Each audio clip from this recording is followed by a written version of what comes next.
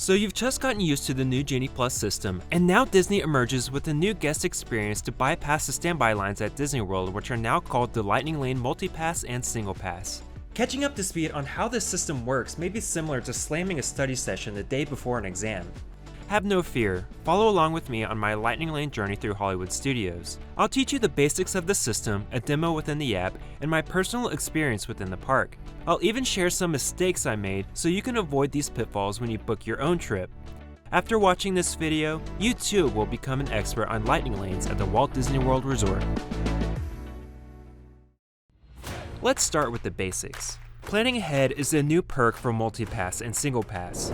Now, instead of waking up at 7 a.m. on your park day to book your Lightning Lane reservations, you're now waking up at 7 a.m. Eastern at home, days before your first day at the parks.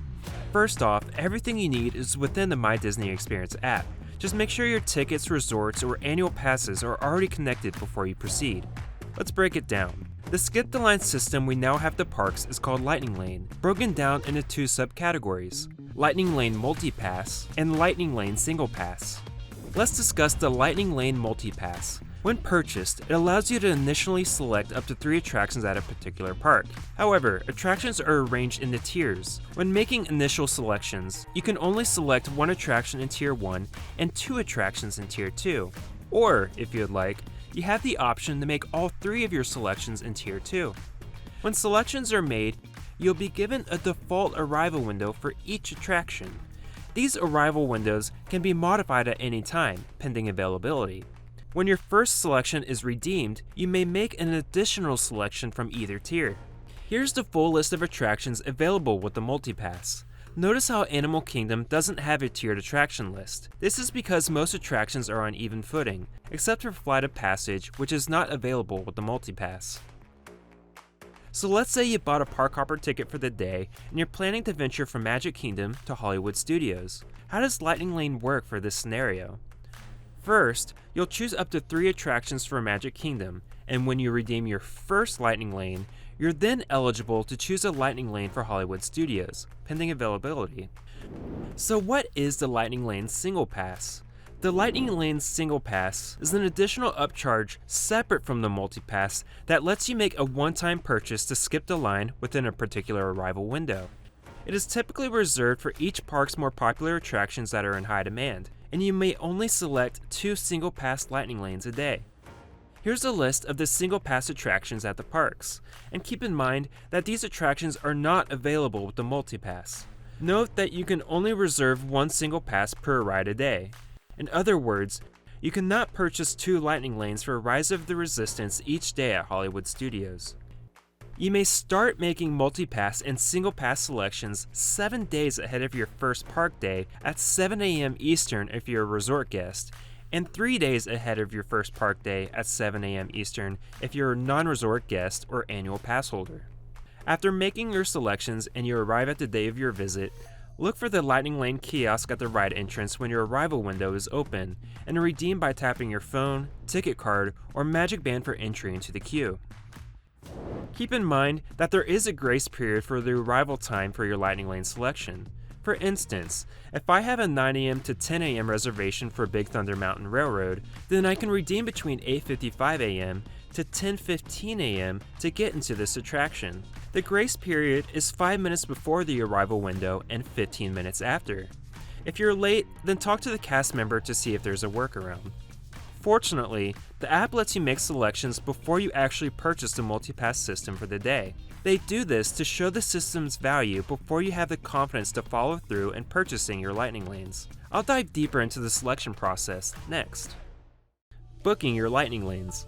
Today is the day I'm eligible to book my Lightning Lanes at 7 a.m. Eastern. Note, it's actually 6 a.m. here in Texas, so you may want to set an alarm if you want first dibs. Good luck to you West Coasters out there. Let me give you a demo on what this selection process looks like. Right on the home screen of the My Disney Experience app, you'll see a window where you can purchase the Lightning Lane Multi-Pass and Single Pass. Click Purchase and select the date of your visit. On this particular day, I'm going to be visiting Hollywood Studios to test out this system for the very first time. Once selected, you'll see options for the Multi-Pass as well as the Single Pass, which, in this case, accounts for a $22 Single Pass for Rise of the Resistance. I don't want to purchase this, but hey, I'm doing this for science.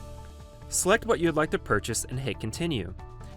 Select the members of your party and hit continue again. Next, you'll have a 5-minute window to make your multipass selections, all arranged in the tiers as we mentioned earlier. Slinky Dog Dash is usually a hard get, so I'll go ahead and make this as my tier 1 selection. Scroll down to make your tier 2 selections. Here, I'm going to take the popular Tower of Terror and Toy Story Mania for my remaining selections. Hit continue. Next, you'll see the default first available Lightning Lane selections with their arrival windows. I was actually very happy with what was provided, as I can easily plan my day at Hollywood Studios around this Lightning Lane structure. There will be no modifications on my end, so I will continue. A payment window will appear, and again, I'm not thrilled about what I'm spending, but this is for educational purposes, so I'll go ahead and check out with the credit card I already have on file within the app. After processing and getting a confirmation, you'll have an option to purchase Lightning Lanes for another day of your stay. You have the ability to purchase 14 days of Lightning Lanes for your party, if you so choose. My visit to Walt Disney World. During my visit, I was staying on property, so I had the ability to experience a 30-minute early entry into Hollywood Studios. So I used this as an opportunity to rope drop attractions I didn't have reserved for Lightning Lanes. However, before all of this, I realized I had made a mistake. The big mistake I made was not realizing I had a single pass that was my very first Lightning Lane for the day. Once I had redeemed the single pass, I could not make an additional multi-pass selection because they are completely separate from one another. In the end, it didn't matter all too much. After scanning in at Tower of Terror for my first multi-pass redemption, I was eligible to make my next selection while in the queue. I was able to book Mickey and Minnie's Runaway Railway that perfectly began at the end of my window for Slinky Dog Dash.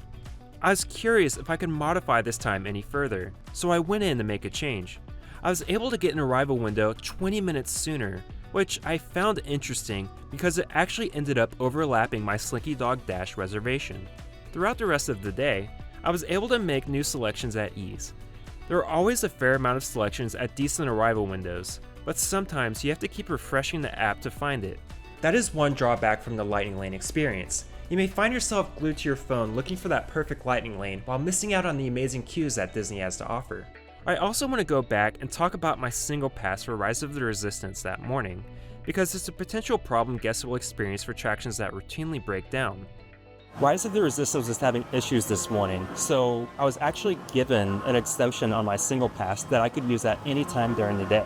I used this as an opportunity during a lull period when I didn't really have any multi-passes during the day.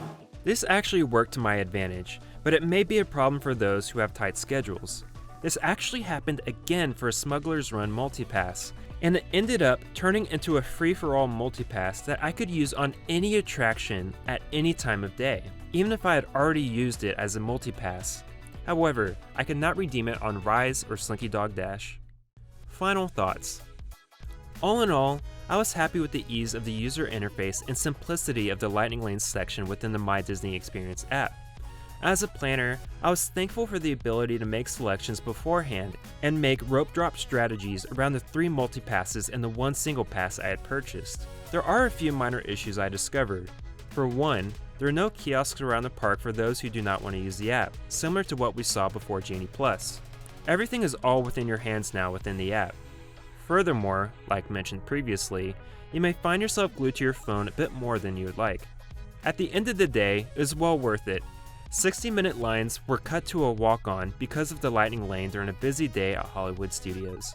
So that is the Lightning Lane Multi-Pass and Single Pass. Now keep in mind, there may be some changes to the system over time, especially when it comes to character meet and greets and overlapping reservations.